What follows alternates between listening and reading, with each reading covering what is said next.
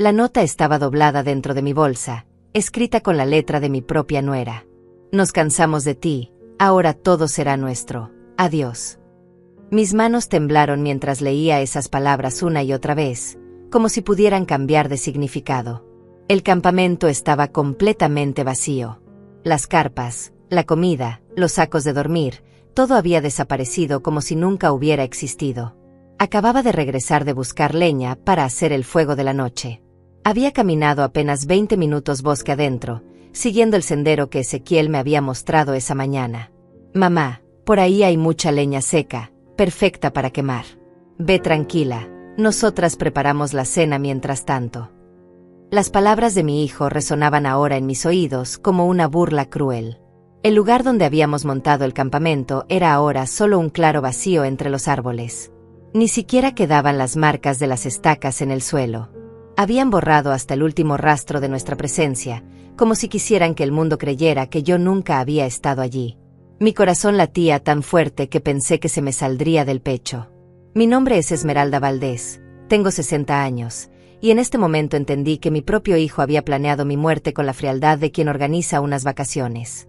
Durante 3 días habíamos compartido este viaje que él había llamado tiempo en familia para reconectarnos. Qué mentira tan perfecta había sido todo. La propuesta había llegado un martes por la tarde. Ezequiel apareció en mi puerta con Serena, su esposa, y Manuela, la madre de ella. Mamá, hemos pensado que necesitas salir un poco de la casa. Llevamos meses planeando este campamento y queremos que vengas con nosotras. Será como en los viejos tiempos. Serena sonreía con esa mueca que yo conocía bien, pero que siempre había interpretado como nerviosismo. Debía haber sospechado cuando insistieron tanto. Llevaban años evitándome, posponiendo las visitas, inventando excusas para no pasar tiempo conmigo. De repente querían llevarme a acampar por 3 días a un bosque perdido en las montañas. Pero yo, como la tonta que había sido toda mi vida, me emocioné pensando que finalmente mi hijo se había dado cuenta de cuánto me necesitaba. El viaje hasta aquí había durado 4 horas en la camioneta de Ezequiel. Manuela se había sentado adelante conmigo mientras Serena y mi hijo iban atrás susurrando cosas que no logré entender. Cada vez que me volteaba para preguntarles algo, se callaban y me sonreían con esa misma expresión extraña que ahora entiendo era desprecio puro. Durante esos 3 días de campamento, habían sido amables conmigo de una manera que no era natural. Serena, que normalmente me trataba como si fuera invisible, de repente se interesaba por mis historias de cuando era joven. Manuela, que siempre había sido fría y distante, me preguntaba sobre mis recetas favoritas. Y Ezequiel, mi propio hijo, me abrazaba más de lo que lo había hecho en los últimos 10 años. Todo había sido una actuación. Una obra de teatro cruel para que yo bajara la guardia mientras ellos preparaban este momento.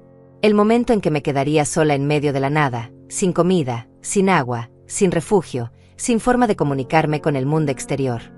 Mi teléfono no tenía señal desde que llegamos aquí, algo que Ezequiel había mencionado como si fuera una ventaja. Así podremos desconectarnos de verdad, mamá. Revisé mi bolsa buscando algo, cualquier cosa que me pudiera servir. Solo tenía mi cartera con $30, las llaves de mi casa, algunos caramelos viejos y una botella de agua medio vacía. Habían calculado hasta ese detalle. Me habían dejado lo mínimo para que mi agonía durara lo suficiente, pero no tanto como para que pudiera salvarme. El sol comenzaba a ponerse y la temperatura empezaba a bajar. El bosque, que durante el día había sido un lugar hermoso donde habíamos reído y compartido comidas, ahora se convertía en una trampa mortal.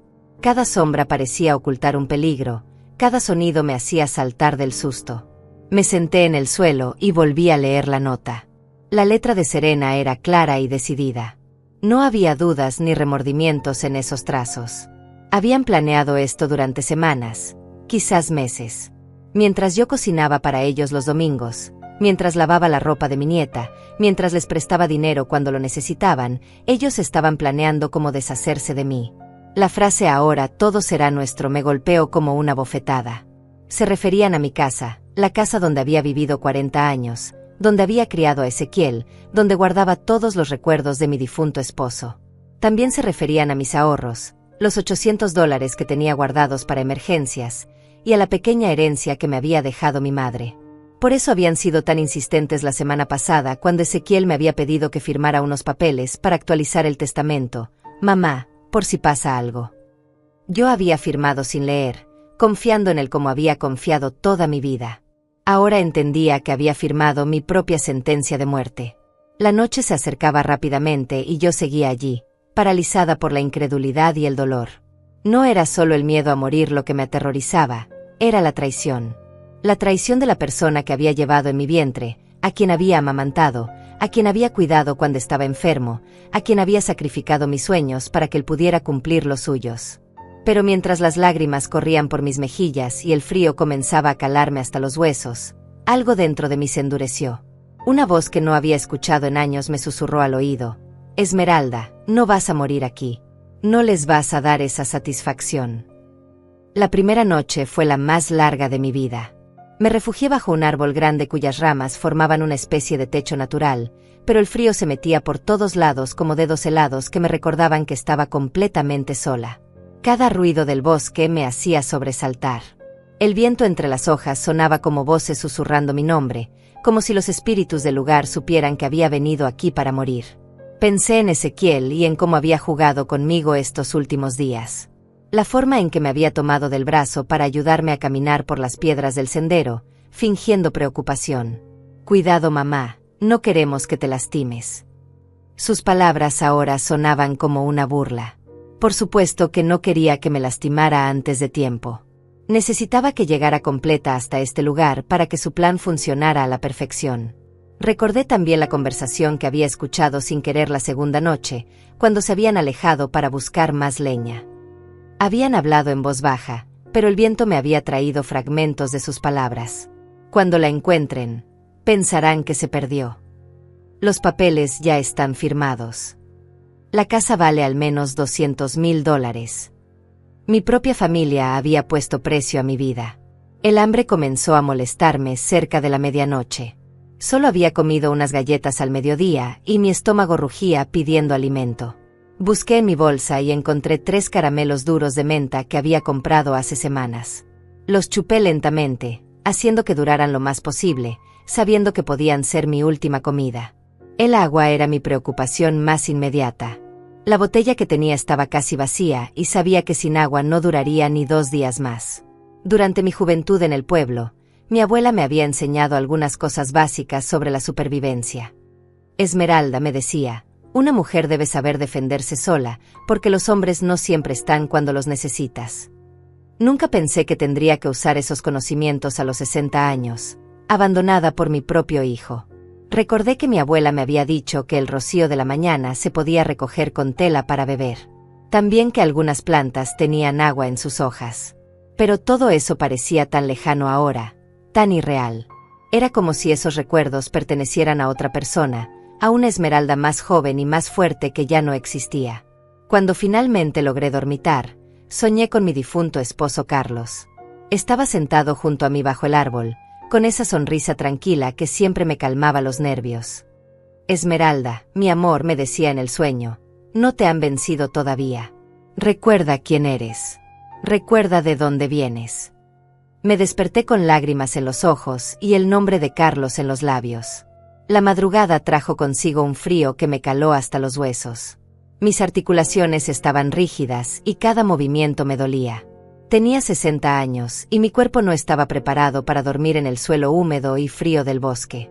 Pero también tenía 60 años de experiencia sobreviviendo a cosas difíciles, y eso era algo que Ezequiel y su esposa habían subestimado completamente. Al amanecer, decidí explorar los alrededores para buscar agua. Caminé en círculos cada vez más grandes, siempre regresando al claro donde había estado el campamento para no perderme más de lo que ya estaba. A unos 200 metros encontré un pequeño arroyo que bajaba entre las rocas. El agua estaba fría y cristalina, y aunque no sabía si era seguro beberla, no tenía más opción. Mientras bebía con las manos, recordé la cara de satisfacción de Serena cuando Ezequiel me había pedido que fuera a buscar leña. Ella había asentido con la cabeza, como dándole permiso para ejecutar el plan final. ¿Cuánto tiempo llevaban planeando esto? Desde cuando mi propio hijo había decidido que yo era un obstáculo que tenía que eliminar. Pensé en mi nieta, la pequeña Sofía de 8 años. ¿Sabía ella lo que sus padres habían hecho? ¿Le habrían dicho que la abuela se había perdido en el bosque? ¿O le habrían inventado alguna otra mentira para explicar mi desaparición? La idea de que esa niña creciera pensando que su abuela la había abandonado me partió el corazón. El segundo día fue más difícil que el primero. El hambre ya no era solo una molestia, era un dolor constante en mi estómago. Busqué bayas silvestres, pero la mayoría lucían venenosas o no estaban maduras. Encontré algunas nueces caídas de un nogal, pero estaban rancias y amargas. Las comí de todas formas, diciéndome que cualquier alimento era mejor que nada. La sed también se había vuelto constante. El arroyo que había encontrado me salvaba la vida, pero cada viaje hasta allá me agotaba más. Mis piernas ya no respondían como antes y me tropezaba con raíces y piedras que antes habría visto fácilmente. El cansancio se acumulaba en mi cuerpo como una enfermedad. Durante las horas más calurosas del día, cuando el sol pegaba fuerte, me refugié bajo los árboles y traté de pensar con claridad. ¿Qué haría Ezequiel cuando pasaran los días y nadie reportara mi desaparición? Probablemente esperaría una semana antes de llamar a la policía, diciendo que había ido a visitar a una amiga y no había regresado. Inventaría una historia perfecta sobre cómo me había dejado en la terminal de autobuses y cómo yo había insistido en hacer el viaje sola. La policía buscaría en los lugares obvios: la casa de las pocas amigas que me quedaban, los hospitales, la morgue. Nunca se les ocurriría buscar en un bosque perdido a 4 horas de la ciudad. Y para cuando alguien sospechara algo, si es que alguien llegaba a sospechar, yo ya habría desaparecido para siempre. Pero mientras pensaba en todo esto, la rabia comenzó a crecer dentro de mí. No era solo tristeza o desesperación. Era una furia fría y calculadora que no había sentido jamás. Ezequiel creía que me conocía, pero se había equivocado. Creía que era una vieja débil y sumisa que se dejaría morir sin pelear. No tenía idea de con quién se había metido. Esa segunda noche, acurrucada bajo el mismo árbol pero con más experiencia sobre cómo protegerme del frío, hice una promesa. Si lograba salir de este bosque viva, si lograba regresar a la civilización, me encargaría de que Ezequiel y su esposa pagaran por lo que me habían hecho. No con violencia, porque yo no era una persona violenta, pero sí con la misma frialdad y calculación que ellos habían usado conmigo. El viento nocturno llevaba el aroma de las flores silvestres mezclado con la humedad de la tierra. Era hermoso y terrible a la vez, como una despedida del mundo que podría ser la última que viera.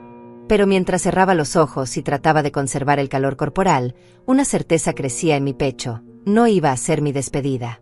Iba a ser mi renacimiento. El tercer día amaneció con una lluvia fina que empapó mi ropa y convirtió el suelo en un lodazal resbaladizo. Cada gota que caía sobre mi piel era como una aguja helada que me recordaba lo vulnerable que era mi situación. Pero también era agua, y agua significaba vida. Extendí mi camisa para recoger toda la que pudiera, exprimiendo después las gotas en mi boca seca y agrietada. El hambre ya no era solo una sensación, era una presencia constante que me debilitaba con cada hora que pasaba. Mis piernas temblaban cuando caminaba y mi visión se nublaba de vez en cuando.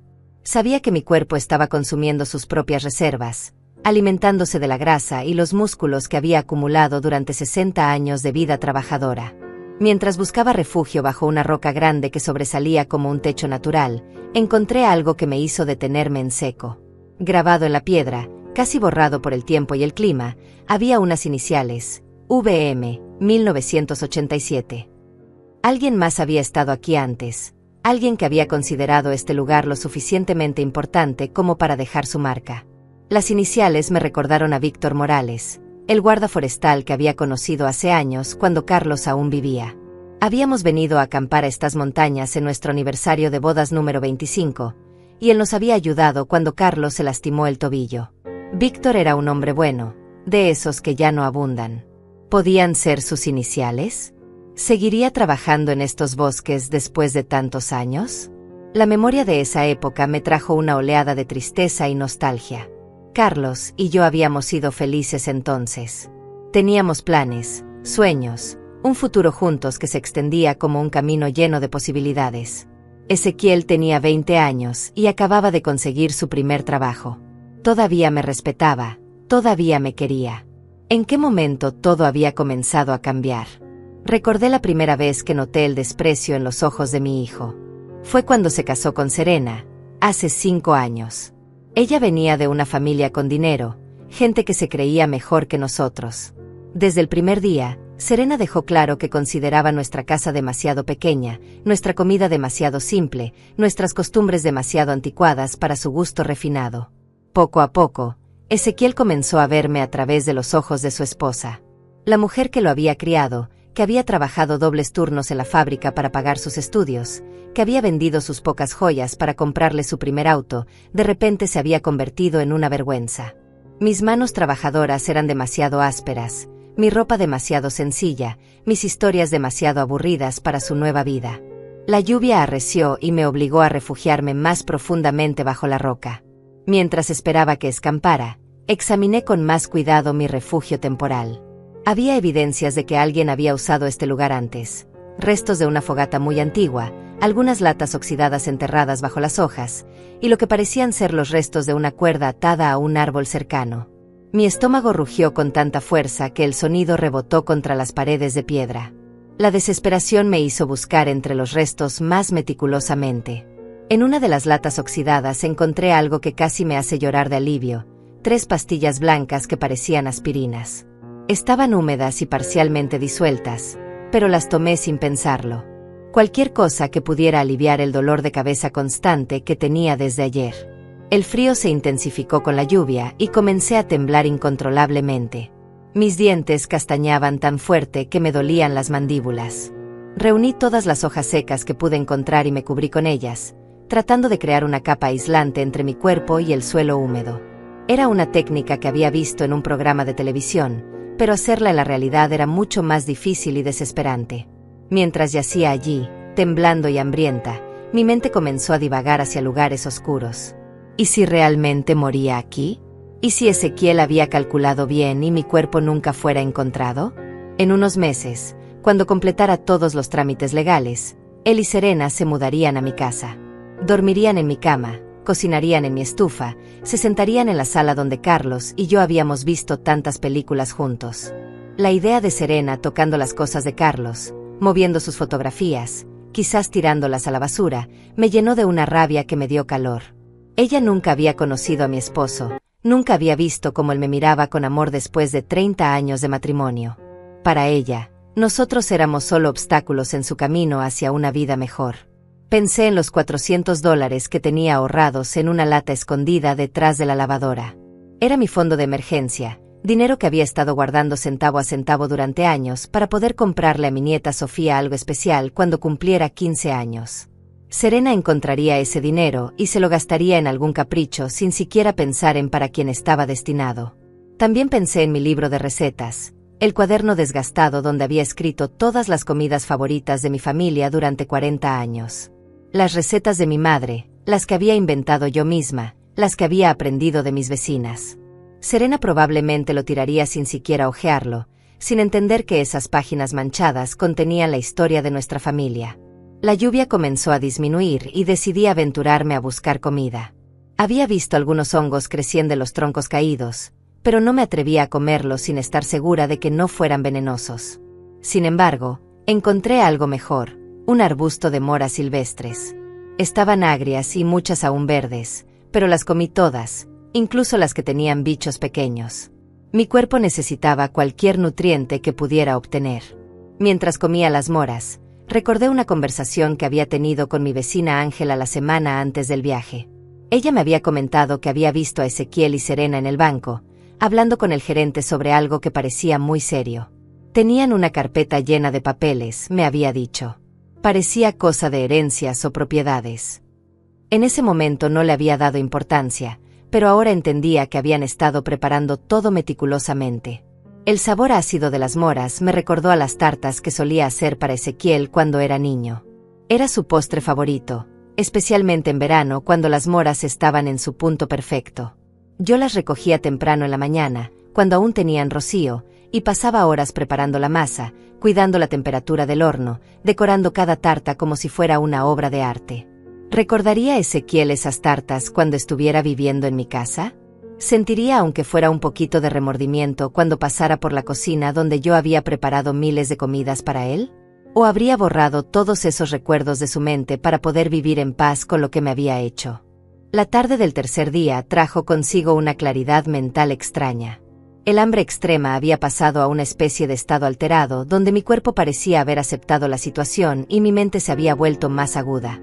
Comencé a hacer un inventario mental de todo lo que sabía sobre Ezequiel y Serena, todas sus debilidades, todos sus secretos, todas las mentiras que me habían contado a lo largo de los años. Sabía, por ejemplo, que Serena había estado mintiendo sobre su trabajo. Decía que era gerente en una empresa de marketing, pero yo había visto las facturas de servicios que a veces dejaban en mi mesa cuando venían a visitarme. Ganaba mucho menos de lo que presumía, probablemente trabajaba en algún puesto menor que había inflado para impresionar a la familia. También sabía que Ezequiel había estado pidiendo préstamos. Lo había visto nervioso las últimas veces que vino a casa, y una vez encontré en su bolsillo un papel con números y cálculos que parecían deudas. Él creía que yo no me daba cuenta de nada, pero una madre siempre sabe cuando su hijo está en problemas, aunque él trate de ocultarlo. Mientras el sol se ponía en mi tercer día de abandono, me senté bajo mi árbol refugio y hice otra promesa. Si sobrevivía a esto, no solo los haría pagar legalmente, también me aseguraría de que toda su vida cuidadosamente construida sobre mentiras se derrumbara como un castillo de naipes. Tenía 60 años de experiencia leyendo a las personas, y ellos habían subestimado gravemente a su víctima. El cuarto día llegó con una revelación que cambió todo. Mientras buscaba un lugar mejor para refugiarme de la lluvia constante, encontré algo que me heló la sangre, los restos de nuestro campamento original, pero no donde yo recordaba que habíamos estado. Estaban escondidos detrás de unos arbustos espesos, a casi 1 kilómetro de donde me habían dejado abandonada. Las estacas de las carpas seguían clavadas en el suelo. Los restos de nuestra fogata estaban ahí, con las mismas piedras que habíamos usado para hacer el círculo. Incluso encontré la lata donde Serena había estado guardando los residuos de comida. Todo estaba exactamente como lo habíamos dejado la noche anterior a mi abandono, pero en un lugar completamente diferente. Esto significaba que mientras yo había ido a buscar leña, ellos no solo habían recogido el campamento, lo habían movido deliberadamente a otro sitio para asegurarse de que yo nunca pudiera encontrarlo. Habían calculado cada detalle, incluso la posibilidad de que yo regresara buscando rastros de nuestra presencia. La crueldad de esta planificación me dejó sin aliento. Entre los restos del campamento encontré algo aún más perturbador, un mapa detallado de la zona, marcado con rutas de escape y puntos de referencia. En el margen, con la letra de Ezequiel, estaban escritas las palabras punto de abandono y una flecha señalando exactamente el lugar donde me habían dejado. Había una distancia calculada, 2.3 kilómetros del camino principal y una nota que decía sin cobertura telefónica confirmada. Mi propio hijo había hecho reconocimiento del terreno. Había medido distancias, verificado la falta de señal telefónica, estudiado las probabilidades de que alguien me encontrara. Esto no había sido una decisión impulsiva nacida de la desesperación o la codicia. Había sido un asesinato planificado con la precisión de una operación militar. Pero lo más impactante estaba por venir. En una bolsa de plástico escondida debajo de una piedra, encontré fotografías. Eran fotos de mi casa tomadas desde diferentes ángulos, con notas sobre el valor estimado de la propiedad. También había copias de documentos que reconocí inmediatamente. Mi testamento, los papeles del seguro de vida, y contratos que nunca había visto antes pero que tenían mi firma falsificada. Una de las fotografías mostraba el interior de mi casa, específicamente mi dormitorio, con círculos rojos marcando objetos de valor. Mi televisor, las pocas joyas que me quedaban, incluso el reloj de Carlos que guardaba en la mesita de noche. Habían estado en mi casa catalogando mis pertenencias como si ya estuviera muerta. Entre los papeles había un documento que me hizo temblar de rabia, un contrato de venta de mi casa a una empresa inmobiliaria por $250,000, fechado para la semana siguiente. La firma era una imitación bastante buena de la mía, pero yo conocía mi propia letra. Habían practicado falsificar mi firma hasta perfeccionarla. También encontré un recibo de una funeraria por servicios de cremación prepagados. Habían pagado $3,000 por adelantado para incinerar mi cuerpo cuando fuera encontrado. No querían correr el riesgo de que alguien examinara mi cadáver muy de cerca o hiciera demasiadas preguntas sobre las circunstancias de mi muerte. La evidencia era abrumadora y meticulosamente organizada. Tenían un plan para cada contingencia. Si mi cuerpo era encontrado demasiado pronto, dirían que me había perdido mientras buscaba leña. Si tardaba mucho en aparecer, Reportarían mi desaparición desde la ciudad, alegando que nunca había regresado de un viaje que supuestamente había hecho sola. Había incluso un borrador de la declaración que planeaban dar a la policía. Serena había escrito con su pulcra caligrafía: Esmeralda había estado muy deprimida desde la muerte de su esposo. Últimamente hablaba mucho de querer reunirse con Carlos. Creemos que pudo haber ido al bosque con intenciones de hacerse daño. Esa mentira me dolió más que el hambre, más que el frío, más que el miedo. Iban a manchar mi memoria, a hacer que la gente pensara que había sido una mujer débil y suicida que había abandonado a su familia por cobardía. Mis vecinos, mis pocas amigas, incluso mi nieta Sofía, crecerían creyendo que yo había sido una persona inestable que había elegido morir en lugar de seguir viviendo. Mientras leía esos documentos con las manos temblorosas por la indignación, escuché el sonido de un motor a lo lejos. Era apenas audible, pero después de 4 días en silencio total, cualquier sonido mecánico se destacaba como un grito. Me guardé rápidamente todos los papeles en mi bolsa y me dirigí hacia el ruido, tropezando con raíces y ramas en mi desesperación. El sonido se hacía más fuerte. Era definitivamente un vehículo, probablemente una camioneta o un jeep, algo con motor potente capaz de subir por los senderos empinados de la montaña. Mi corazón latía tan fuerte que pensé que se me saldría del pecho. Después de 4 días de desesperación, finalmente había una posibilidad real de salvación. Corrí como no había corrido en años, ignorando el dolor en mis piernas debilitadas y la fatiga que me había estado consumiendo. Las ramas me arañaban la cara y los brazos, pero no me importaba. Cada corte, cada rasguño era insignificante comparado con la esperanza que crecía en mi pecho como una llama que se aviva con el viento. Cuando finalmente llegué a un claro desde donde se podía ver el sendero, vi una camioneta roja que se acercaba lentamente. El conductor era un hombre mayor, con barba canosa y sombrero de ala ancha. Incluso desde la distancia, algo en su postura me resultaba familiar. Cuando estuvo más cerca, casi no pude creer lo que veía en mis ojos. Era Víctor Morales, el guarda forestal que Carlos y yo habíamos conocido tantos años atrás. Estaba más viejo, más canoso, pero era definitivamente él. Las iniciales grabadas en la roca habían sido suyas, y el destino o la providencia lo habían traído de vuelta a este lugar exactamente cuando yo más lo necesitaba. Salí corriendo hacia el sendero, gritando y agitando los brazos como una loca. Víctor frenó bruscamente y se bajó de la camioneta con una expresión de alarma y reconocimiento. ¿Esmeralda? Esmeralda Valdés. Su voz tenía la misma calidez que recordaba de todos esos años atrás. Víctor, gracias a Dios, logré decir antes de que las lágrimas me impidieran hablar más. Él corrió hacia mí y me ayudó a llegar hasta la camioneta, notando inmediatamente mi estado deplorable. Estaba demacrada, sucia, con la ropa desgarrada y los ojos hundidos por la deshidratación y el hambre.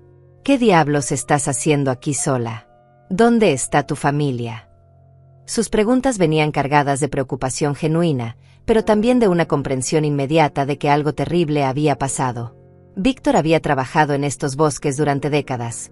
Sabía reconocer cuando alguien había estado perdido y desesperado.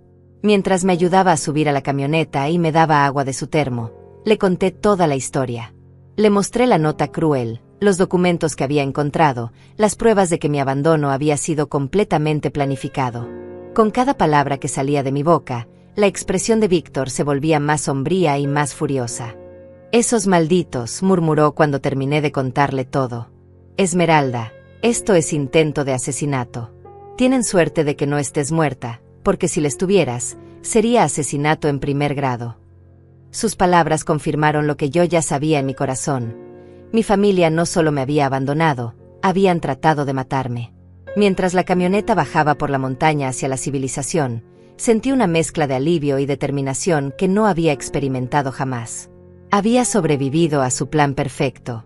Tenía las pruebas de su traición en mi bolsa. Y ahora tenía un aliado que conocía estos bosques mejor que nadie y que había sido testigo de mi estado cuando me encontró. Ezequiel y Serena creían que a estas alturas yo ya estaba muerta o agonizando en algún rincón olvidado del bosque. Probablemente ya habían comenzado a poner en marcha la siguiente fase de su plan. Pero se habían equivocado gravemente. No conocían realmente a la mujer a quien habían traicionado, y estaban a punto de descubrir que subestimar a Esmeralda Valdés había sido el error más grande de sus vidas. Víctor me llevó directamente a la estación de guardabosques, un edificio pequeño pero acogedor donde había trabajado durante los últimos 30 años. Mientras me preparaba una taza de café caliente y un sándwich, llamó a su supervisor para reportar lo que había encontrado. Tengo aquí a una mujer que fue abandonada intencionalmente en el bosque por su propia familia. Esto es serio, jefe. Muy serio. La cafeína y la comida me devolvieron algo de claridad mental después de 4 días de hambre. Mientras comía, Víctor examinó cuidadosamente todos los documentos que había encontrado en el campamento escondido. Su experiencia de décadas trabajando con la policía en casos de personas perdidas le permitía entender inmediatamente las implicaciones legales de lo que teníamos entre las manos. Esmeralda, esto es evidencia sólida de conspiración para cometer asesinato, me dijo mientras fotografiaba cada documento con su teléfono. El mapa con las distancias calculadas, los contratos falsificados, el recibo de la funeraria prepagado, han dejado un rastro de papel que los va a hundir. Sus palabras me llenaron de una satisfacción fría que nunca antes había experimentado. Pero Víctor me advirtió sobre algo importante. Tenemos que ser muy cuidadosos sobre cómo manejamos esto. Si vamos directamente a la policía ahora mismo, ellos podrían destruir más evidencia o inventar alguna historia para explicar todo esto. Necesitamos atrapados en flagrante, cuando crean que su plan ha funcionado. Me explicó que lo más probable era que Ezequiel y Serena todavía no hubieran reportado mi desaparición. Según el cronograma que habían planeado, probablemente esperarían al menos una semana antes de contactar a las autoridades, dándose tiempo para que mi cuerpo se deteriorara lo suficiente como para que la causa de muerte no fuera evidente. ¿Cuánto dinero crees que han gastado ya en sus preparativos?, me preguntó Víctor mientras revisaba nuevamente el recibo de la funeraria. Hice un cálculo mental. $3,000 en servicios funerarios prepagados, probablemente otros 2,000 en los documentos falsificados, más los gastos del viaje y otros preparativos. Al menos $5,000, le respondí. Víctor silbó por lo bajo.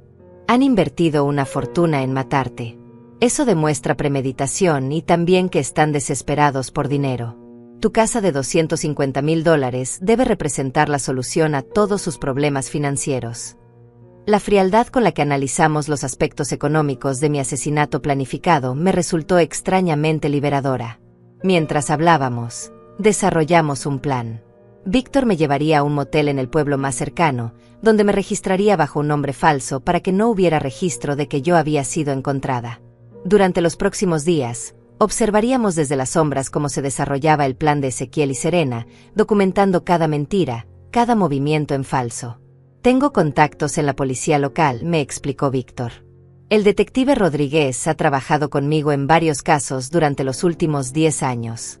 Es un hombre honesto y meticuloso. Cuando tengamos toda la evidencia reunida, él sabrá exactamente cómo proceder para que no puedan escapar. En el motel, mientras me duchaba con agua caliente por primera vez en 4 días, lloré por todo lo que había perdido. No solo había perdido a mi hijo, había perdido la ilusión de que mi familia me amaba. Había perdido la tranquilidad de creer que estaba segura en mi propia casa, rodeada de las personas que más importaban en mi vida.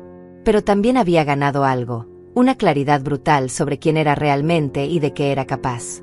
Durante 60 años había sido la esposa complaciente, la madre sacrificada, la mujer que ponía las necesidades de otros antes que las suyas. Ya no. Esa Esmeralda había muerto en el bosque junto con su inocencia. Víctor regresó al atardecer con noticias perturbadoras. Había hecho algunas llamadas discretas y descubierto que Ezequiel ya había comenzado a contar su versión de los hechos. Le había dicho a los vecinos que yo había ido a visitar a una prima lejana en otro estado y que no sabía cuándo regresaría. También verificó que Serena estuvo en el banco ayer, me informó Víctor. Habló con el gerente sobre acelerar algunos trámites hereditarios urgentes. Le dijo que tenías una enfermedad terminal y que querías poner todos tus asuntos en orden antes de morir. La audacia de sus mentiras me dejó sin palabras. Esa noche, acostada en una cama real por primera vez desde el abandono, comencé a planificar mi venganza con la misma meticulosidad que ellos habían usado para planificar mi muerte. Pero mi plan sería diferente. No buscaría hacerles daño físico, sino destruir sus vidas de la misma manera sistemática en que ellos habían intentado destruir la mía. Primero, necesitaba entender completamente su situación financiera. Víctor había mencionado que parecían desesperados por dinero, lo que significaba que probablemente tenían deudas significativas. Si podía descubrir exactamente cuánto debían y a quién, podría usar esa información como palanca. También necesitaba documentar todas sus mentiras. Cada historia que contaran sobre mi paradero, cada documento que falsificaran, cada paso de su plan para apropiarse de mis bienes. Con la ayuda de Víctor y sus contactos, podría crear un archivo completo de evidencias que no les dejaría escapatoria posible. Pero más importante que la venganza legal era la venganza personal. Quería que enfrentaran las mismas emociones que yo había experimentado en el bosque. El miedo, la desesperación, la traición, la comprensión horrible de que las personas en quienes más confiabas te habían abandonado cuando más los necesitabas. Al día siguiente, Víctor me ayudó a conseguir un teléfono prepago y me enseñó a usar algunas aplicaciones para monitorear las redes sociales de Ezequiel y Serena sin que supieran que las estaba viendo. Lo que descubrí me confirmó que estaban procediendo exactamente como habíamos predicho. Serena había publicado en Facebook una foto de ella y Ezequiel consolándose mutuamente durante un momento difícil en la familia. En los comentarios, explicaba vagamente que yo estaba pasando por un proceso personal muy complicado y que habían decidido darme espacio para sanar. Sus amigas respondían con corazones y mensajes de apoyo. Ezequiel, por su parte, había estado más activo de lo usual en Instagram, publicando fotos de comidas caras y salidas nocturnas. Para alguien que supuestamente estaba preocupado por su madre desaparecida, se veía muy relajado y próspero. Incluso había compartido una historia sobre estar planeando cambios importantes en la vida. La hipocresía me enfureció, pero también me dio más munición. Cada publicación, cada comentario, cada interacción social que tenían mientras yo supuestamente estaba desaparecida o muerta se convertiría en evidencia de su culpabilidad. Estaban creando su propia soga con cada mentira que publicaban. Víctor me trajo más información inquietante.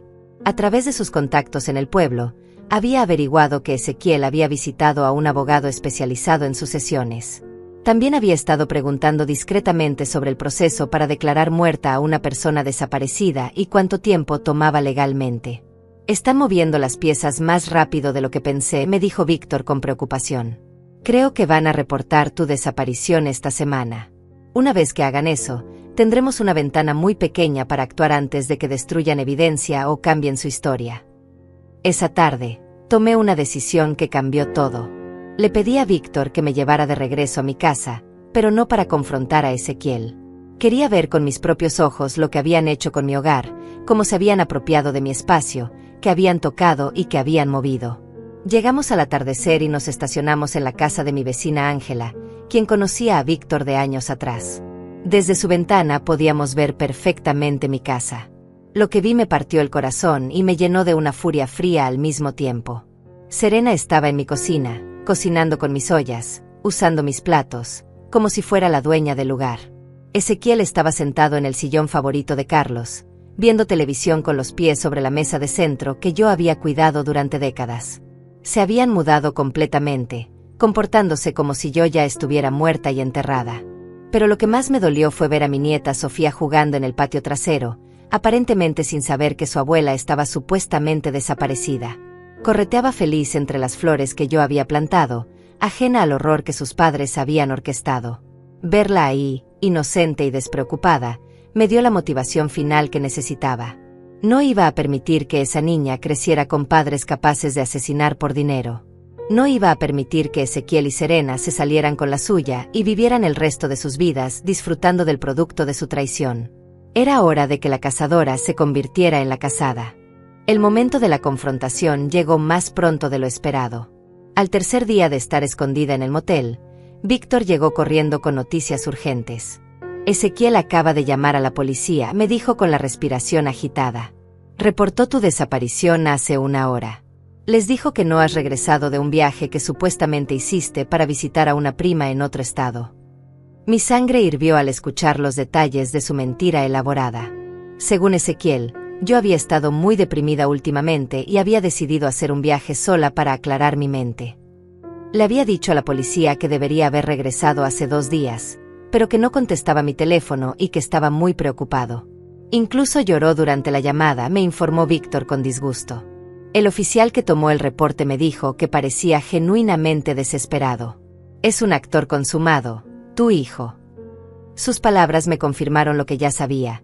Ezequiel era un psicópata capaz de fingir cualquier emoción para conseguir lo que quería.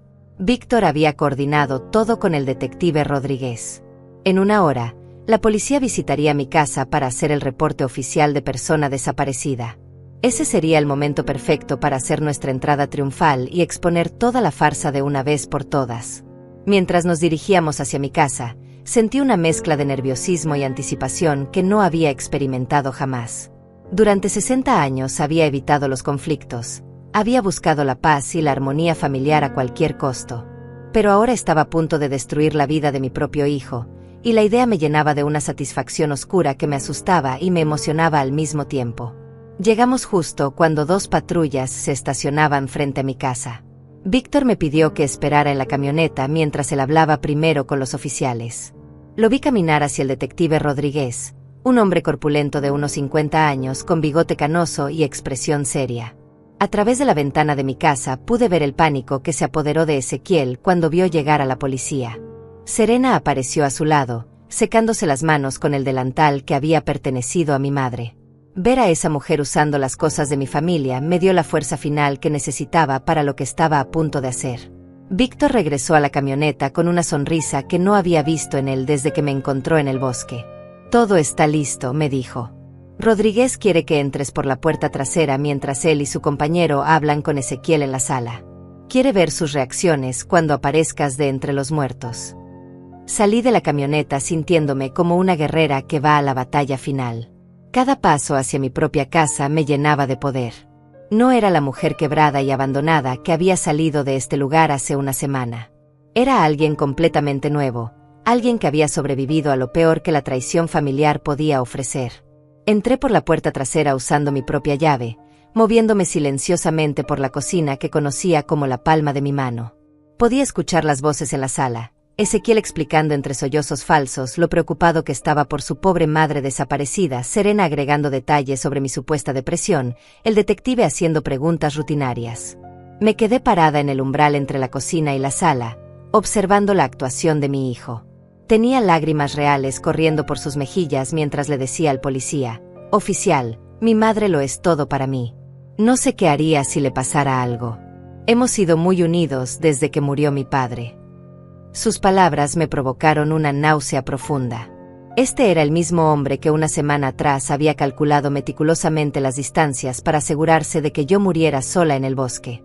El mismo que había falsificado mi firma en documentos legales. El mismo que había prepagado mi cremación como si fuera un trámite más en su lista de pendientes.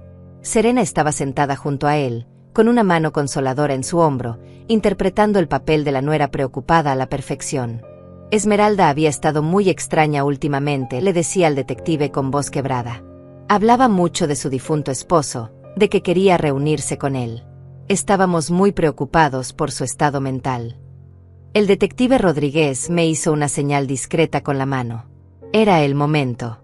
Respiré profundo y di un paso hacia la sala, apareciendo súbitamente en el campo de visión de mi familia traidora. ¿De verdad, Ezequiel?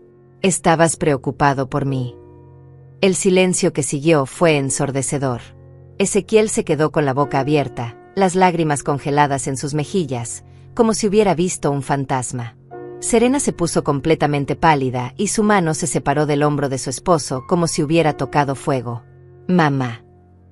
Fue lo único que logró susurrar Ezequiel, con una voz que ya no sonaba a dolor fingido sino a terror genuino. «Sí, soy yo. Tu mamá. La misma que dejaste abandonada en el bosque para que muriera como un animal». Mi voz sonaba tranquila, casi conversacional, pero cada palabra caía sobre ellos como un martillazo. Serena fue la primera en reaccionar, tratando de mantener la compostura. «Esmeralda, ¿de qué estás hablando? Estábamos muy preocupados por ti. ¿Dónde has estado? ¿Por qué no contestabas el teléfono?» Su capacidad para seguir mintiendo incluso en esta situación me impresionó. Saqué de mi bolsa la nota que habían dejado en mi equipaje y se la mostré al detective Rodríguez. «¿Esta letra te parece familiar, Serena? Es tuya, ¿verdad?» El detective leyó la nota en voz alta. «Nos cansamos de ti, ahora todo será nuestro. Adiós». Su voz era fría y profesional, pero pude ver la indignación creciendo en sus ojos. Ezequiel trató de recuperar el control de la situación. Mamá, no entiendo qué está pasando. ¿Qué nota? Nosotros nunca escribimos eso. Debe ser algún malentendido terrible. Un malentendido. Saqué el mapa marcado con su propia letra. ¿También es un malentendido que calcularas las distancias exactas desde el punto donde me abandonaste hasta el camino principal?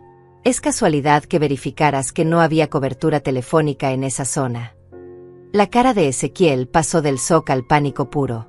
Sus ojos se movían desesperadamente, buscando alguna explicación que pudiera salvarlos, pero ya no había salida posible. Continué sacando evidencia de mi bolsa como un mago sacando conejos de un sombrero, pero estos conejos eran veneno puro. Los contratos falsificados con mi firma imitada, las fotografías de mi casa con los objetos de valor marcados, el recibo de los servicios funerarios prepagados. También prepagaron mi cremación, le expliqué al detective con una calma que me sorprendía incluso a mí. $3,000 pagados por adelantado para incinerar mi cuerpo cuando fuera encontrado. Muy considerado de su parte, ¿no le parece? Serena finalmente perdió la compostura. Esto es ridículo. No puedes demostrar nada. Cualquiera pudo haber falsificado esos documentos. Tienes razón, le respondí con una sonrisa que me salió naturalmente cruel. Cualquiera pudo haberlos falsificado. Pero resulta que el guarda forestal Víctor Morales tiene grabaciones de audio de ustedes planeando todo esto. ¿Recuerdan cuando se alejaron del campamento la segunda noche para hablar en privado? Era una mentira, pero una mentira tan perfecta que vi como la esperanza se desvanecía completamente de sus rostros. En realidad no había grabaciones, pero ellos no podían estar seguros de eso, y su culpabilidad los hacía creer que cualquier cosa era posible. El detective Rodríguez se puso de pie y señaló a sus compañeros. Ezequiel Valdés y Serena Ruiz quedan arrestados por conspiración para cometer asesinato, falsificación de documentos y fraude. Tienen derecho a permanecer en silencio. Mientras leía sus derechos Miranda, Ezequiel me miró con una expresión que mezclaba la súplica con el odio. Mamá, por favor. Soy tu hijo. No puedes hacerme esto. Tienes razón, le respondí, sintiendo como las lágrimas finalmente comenzaban a brotar de mis ojos. Eras mi hijo. Pero mi hijo murió en el bosque junto conmigo. Tú eres solo un extraño que comparte mi sangre. Mientras los esposaban y se los llevaban, Serena gritaba amenazas e insultos. Ezequiel iba en silencio, con la cabeza baja, finalmente comprendiendo que su plan perfecto se había convertido en su perdición perfecta. Cuando la casa quedó vacía excepto por el detective Rodríguez, Víctor y yo, sentí algo que no había experimentado en toda mi vida, la satisfacción completa de la justicia servida. Pero también sentí un vacío profundo. Había ganado la guerra, pero había perdido a mi familia para siempre. ¿Esmeralda?, me preguntó el detective suavemente. ¿Estás bien? ¿Necesitas que llamemos a alguien? Miré alrededor de mi casa, mi hogar que había sido violado por las mismas personas que debían protegerlo. No hay nadie a quien llamar, le respondí con una tranquilidad que me sorprendió. Pero estoy bien. Por primera vez en mucho tiempo, estoy perfectamente bien. Los días siguientes al arresto fueron un torbellino de actividad legal que me mantuvo ocupada desde el amanecer hasta el anochecer. El detective Rodríguez me explicó que el caso había generado un interés enorme en la fiscalía porque era raro encontrar evidencia tan meticulosa de un intento de asesinato planificado. En 30 años de carrera, me dijo, nunca había visto a alguien documentar tan detalladamente sus propios crímenes. La primera audiencia fue programada para una semana después del arresto. Víctor me acompañó al juzgado, donde me encontré cara a cara con Ezequiel y Serena por segunda vez desde su arresto. Estaban vestidos con los uniformes naranjas de la prisión del condado, esposados y flanqueados por guardias. La transformación de su apariencia elegante a la de criminales comunes me produjo una satisfacción que me avergonzó por su intensidad. Ezequiel trató de hacer contacto visual conmigo durante toda la audiencia, pero yo mantuve mi mirada fija en el juez. Había decidido que mi hijo había muerto el día que firmó mi sentencia de muerte, y no iba a resucitarlo con una mirada compasiva o un gesto de perdón maternal. El fiscal asignado al caso, una mujer joven y ambiciosa llamada Sofía Montenegro, me explicó que tenían evidencia suficiente para acusar a Ezequiel y Serena de intento de asesinato en primer grado, fraude, falsificación de documentos y una docena de cargos relacionados. Con toda la evidencia que encontraron, me dijo, podrían enfrentar hasta 30 años de prisión cada uno. Pero lo que más me satisfizo no fue la perspectiva de su castigo legal, sino algo mucho más personal y devastador para ellos. Durante la investigación, los detectives habían descubierto el verdadero estado de las finanzas de Ezequiel y Serena. Estaban hundidos en deudas hasta el cuello. Debían $42,000 en tarjetas de crédito, tenían 3 meses de atraso en el alquiler de su apartamento, y Ezequiel había pedido prestados $15,000 a un prestamista privado con intereses del 30% anual. La presión financiera los había empujado al asesinato, pero también los había hecho descuidados y desesperados. Su plan era perfecto en teoría, me explicó la fiscal Montenegro, pero estaban tan desesperados por el dinero que cometieron errores básicos. Dejaron un rastro de papel que un estudiante de primer año de Derecho podría seguir. La noticia de su arresto se extendió rápidamente por nuestro pequeño pueblo. Los periódicos locales publicaron la historia con titulares sensacionalistas. Hijo planea asesinar a su madre por herencia y el campamento de la muerte. Una madre sobrevive al plan de asesinato de su familia. De repente me convertí en una celebridad local, algo que me resultaba profundamente incómodo. Pero lo que me resultó más revelador fue la reacción de la gente que había conocido a Ezequiel y Serena. Los vecinos comenzaron a contarme historias que nunca había escuchado antes. María, que vivía 3 casas más abajo, me dijo que había visto a Serena fotografiando mi casa desde diferentes ángulos hace un mes, pero había pensado que era para algún proyecto de decoración. El señor Carlos, del almacén de la esquina, me contó que Ezequiel había estado preguntando sobre el precio de las casas en el barrio y había mencionado que pronto habría cambios importantes en la familia. Incluso mi propia vecina Ángela admitió que había escuchado a Serena hablando por teléfono sobre deshacerse del problema y había pensado que se refería a alguna plaga en el jardín. Todas estas pequeñas piezas del rompecabezas se fueron uniendo para formar un cuadro completo de la planificación meticulosa que había precedido a mi abandono. No había sido un plan impulsivo nacido de la desesperación momentánea, sino una conspiración que había estado gestándose durante meses. La segunda audiencia trajo revelaciones aún más perturbadoras. La investigación había descubierto que Serena había estado investigando métodos de asesinato durante semanas antes del viaje de campamento. Su historial de navegación en Internet incluía búsquedas como cuánto tiempo puede sobrevivir una persona sin comida, causas naturales de muerte en el bosque y cómo falsificar una firma legal. También habían encontrado mensajes de texto entre Serena y su madre Manuela que eran aún más incriminatorios que los documentos físicos que yo había descubierto. Ya es hora de que la vieja desaparezca, había escrito Serena. Ezequiel está de acuerdo. Con la casa vendida podremos pagar todas las deudas y empezar de nuevo. Manuela había respondido, haz lo que tengas que hacer. Yo no sé nada. Aparentemente, la madre de Serena no solo había estado al tanto del plan, sino que había ayudado a planificar los detalles logísticos. El alcance de la conspiración contra mí era mucho mayor de lo que había imaginado inicialmente. Durante este tiempo, también tuve que lidiar con las consecuencias emocionales de descubrir que mi nieta Sofía había sido enviada a vivir con otros parientes mientras se resolvía la situación familiar. La niña no sabía nada sobre el intento de asesinato, pero había sido separada de mí sin explicación. Cada día que pasaba sin verla era un recordatorio doloroso de todo lo que había perdido a causa de la traición de su padre. El momento más satisfactorio llegó durante la tercera audiencia, cuando el abogado de Ezequiel trató de negociar una declaración de culpabilidad a cambio de una sentencia reducida.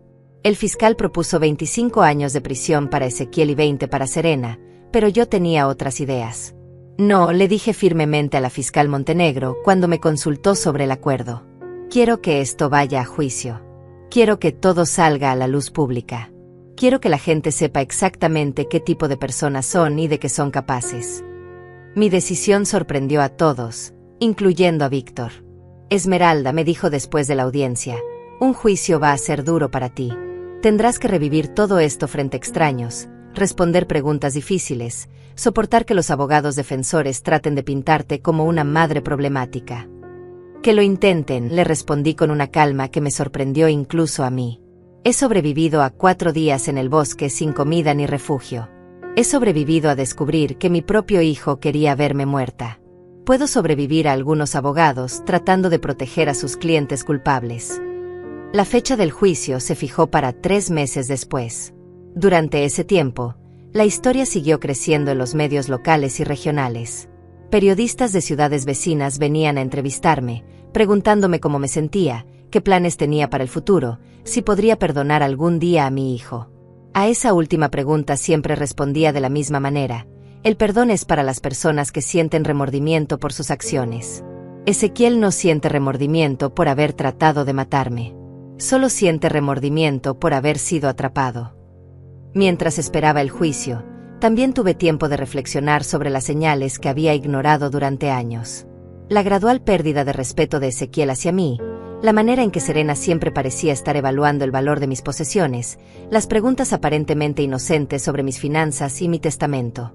Durante todos esos años, yo había interpretado su comportamiento como interés normal en los asuntos familiares. Ahora me daba cuenta de que había sido un reconocimiento cuidadoso, como ladrones estudiando una casa antes de robarla. La diferencia era que estos ladrones querían más que mis posesiones, querían mi vida. La revelación más dolorosa llegó cuando encontré, escondido en el ático de mi propia casa, un cuaderno donde Serena había estado llevando un registro detallado de mis rutinas diarias durante meses. Sabía a qué hora me levantaba, cuando iba de compras, qué días visitaba el cementerio donde estaba enterrado Carlos, incluso cuánto dinero gastaba en promedio cada semana. Era el diario de un acosador, pero el acosador era mi propia nuera y la víctima era yo. Había estado viviendo bajo vigilancia en mi propia casa sin saberlo, como un animal en un zoológico siendo estudiado por depredadores que planeaban devorarlo. Pero lo más perturbador de todo fue darme cuenta de que, en cierto nivel perverso, me sentía aliviada. Durante años había sentido que algo estaba mal en mi relación con Ezequiel y Serena, pero no había podido identificar qué era exactamente. Ahora sabía que mi instinto había estado correcto todo el tiempo. No había sido paranoia o inseguridad de mi parte. Había sido mi subconsciente detectando la presencia de depredadores en mi propia familia. La noche antes del juicio, Víctor vino a visitarme con una botella de vino y una sonrisa triste. «Mañana todo esto llega a su fin», me dijo mientras servía 2 copas. «¿Estás lista?» Miré por la ventana hacia el jardín donde había pasado tantas tardes felices con Carlos, donde había visto jugar a mi nieta Sofía, donde había creído que estaba construyendo un legado de amor para mi familia. Ahora ese jardín se veía diferente, como si hubiera sido contaminado por el conocimiento de lo que realmente pensaban de mí las personas que más amaba. «Estoy lista», le respondí a Víctor, y por primera vez en meses, realmente lo estaba. Es hora de cerrar este capítulo y comenzar uno nuevo.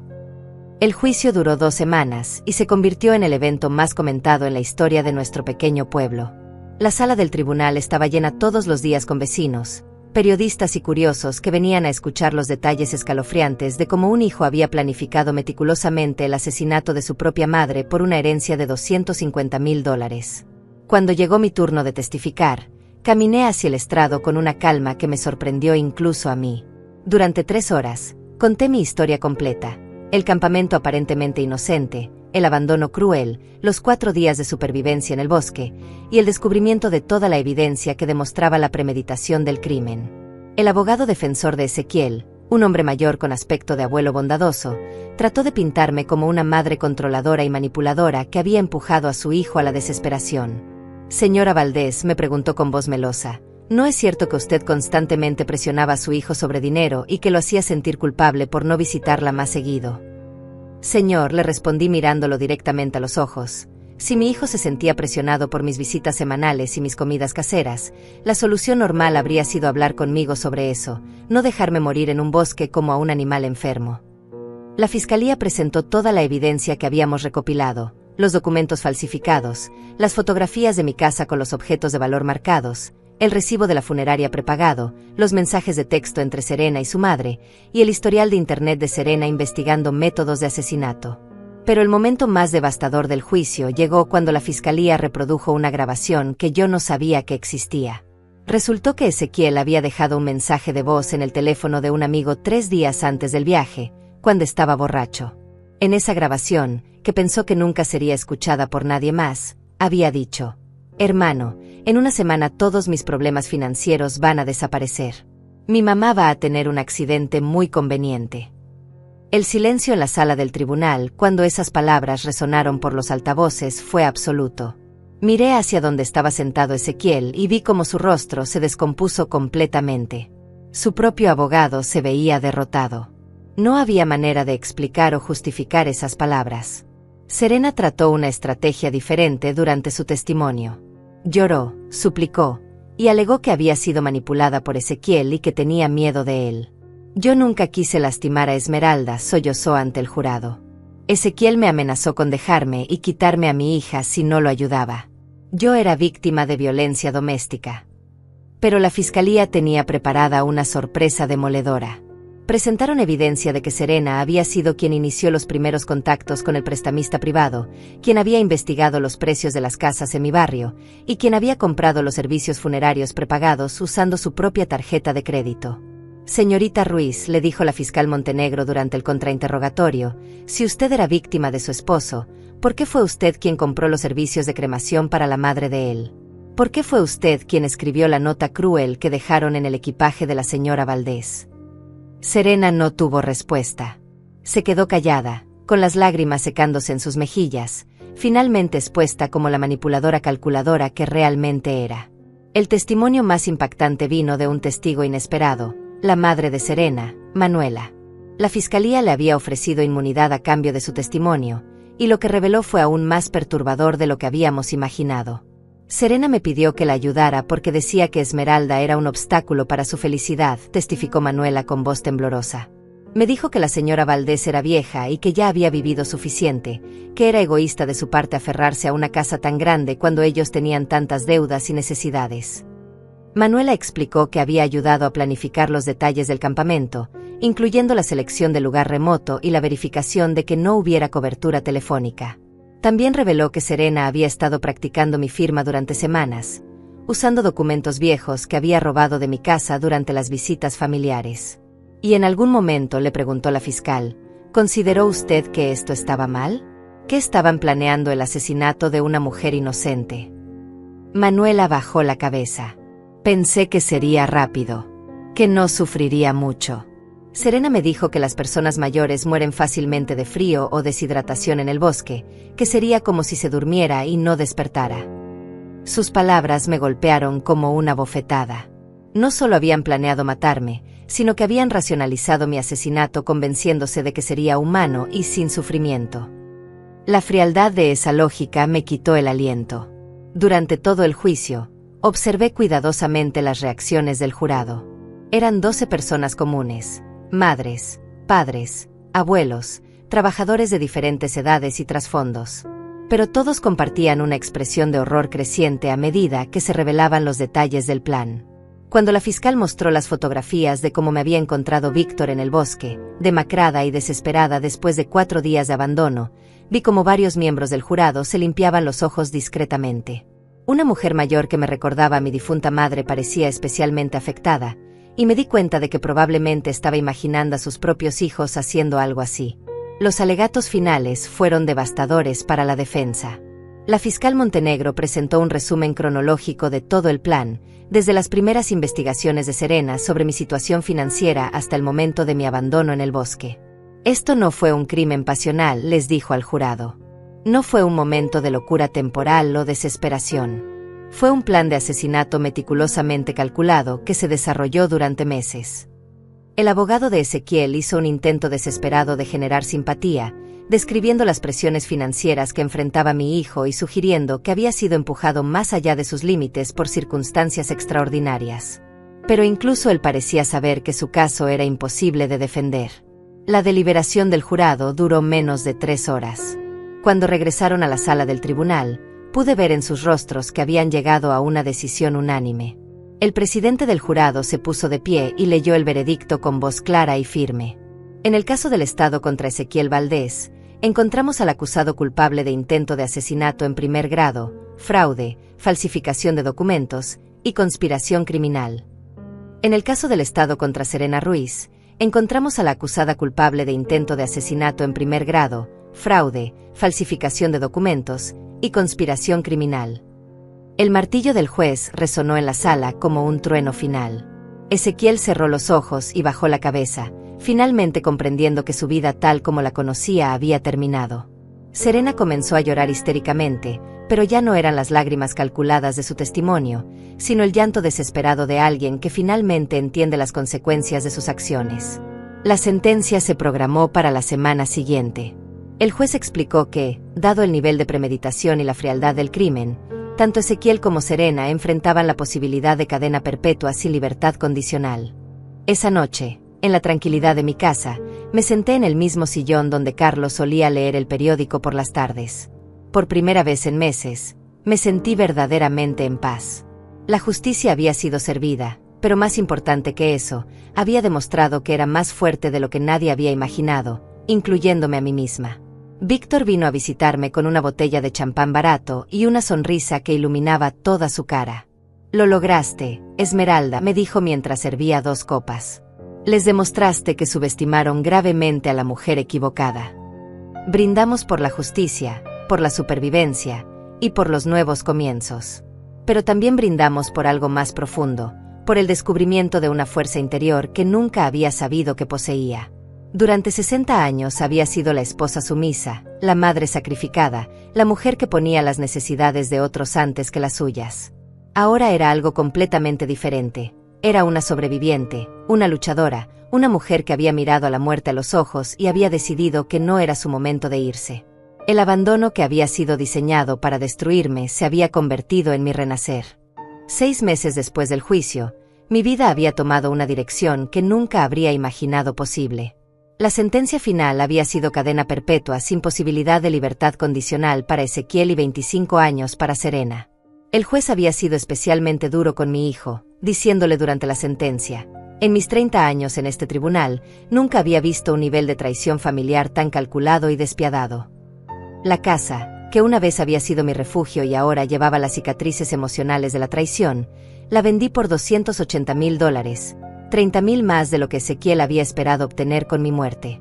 Con ese dinero, compré una casa más pequeña pero más acogedora en el pueblo donde trabajaba Víctor, a solo 10 minutos de la estación de guardabosques. Mi nueva vida comenzó de manera inesperada cuando una periodista del periódico regional me pidió que escribiera mi historia completa para una serie especial sobre supervivencia y resiliencia. Lo que comenzó como un artículo de 3 páginas se convirtió en un libro que publiqué con ayuda de una editorial local, abandonada pero no vencida, como sobreviví al intento de asesinato de mi propia familia. El libro se vendió mejor de lo que nadie había anticipado. Las mujeres de mi edad, especialmente aquellas que habían experimentado algún tipo de abuso o negligencia familiar, se conectaron profundamente con mi historia. Comencé a recibir cartas de todo el país de mujeres que me contaban sus propias experiencias de traición familiar y que encontraban inspiración en mi supervivencia. Una de esas cartas cambió mi vida para siempre. Venía de mi nieta Sofía, ahora de 9 años, que había estado viviendo con la hermana de Serena desde el arresto de sus padres. La carta, escrita con la letra cuidadosa de una niña, decía: «Querida abuela Esmeralda, mi tía me leyó tu libro y me contó la verdad sobre lo que papá y mamá te hicieron. Siento mucho que trataran de lastimarte.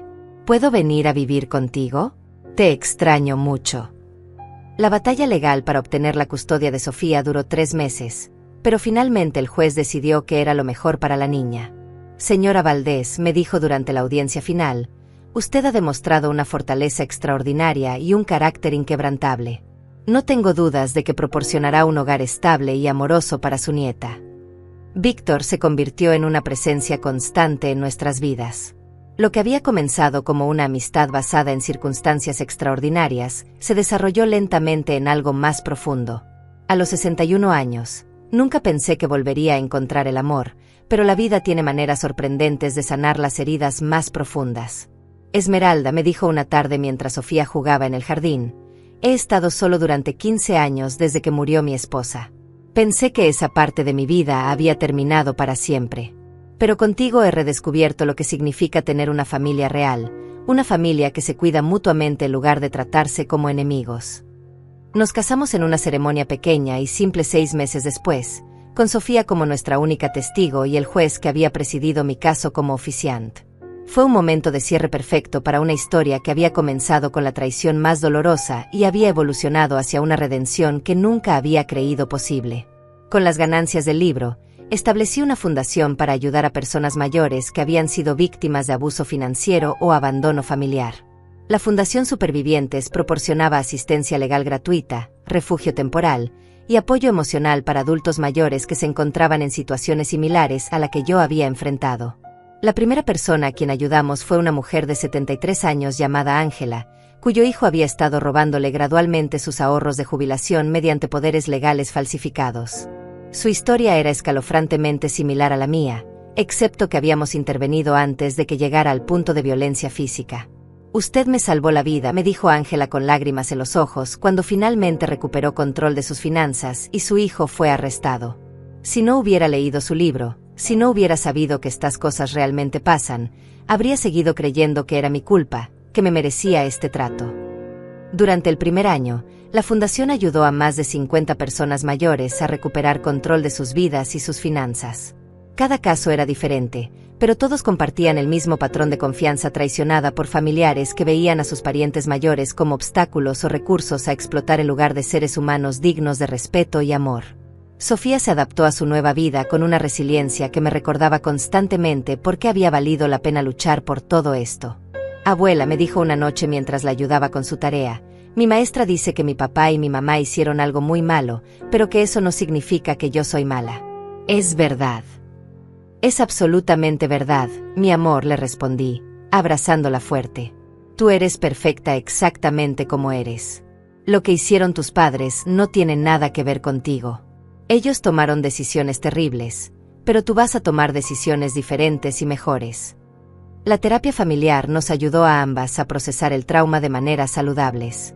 Sofía aprendió que era normal sentir rabia y confusión hacia sus padres, mientras yo aprendí que era posible amar a mi nieta completamente sin sentir culpa por el castigo que había caído sobre su padre. 2 años después del juicio, recibí una carta desde la prisión. Era de Ezequiel, la primera comunicación directa que había tenido conmigo desde su arresto. La carta era un intento patético de justificar sus acciones y obtener mi perdón, llena de excusas sobre presiones financieras y manipulación por parte de Serena. «Mamá», había escrito, «sé que cometí errores terribles, pero sigo siendo tu hijo. Sé que en el fondo de tu corazón todavía me amas. Por favor, ven a visitarme. Necesito tu perdón para poder seguir viviendo». Víctor encontró la carta hecha pedazos en la basura esa noche. «¿Vas a responderle?», me preguntó suavemente, sabiendo lo difícil que debía haber sido para mí leer esas palabras.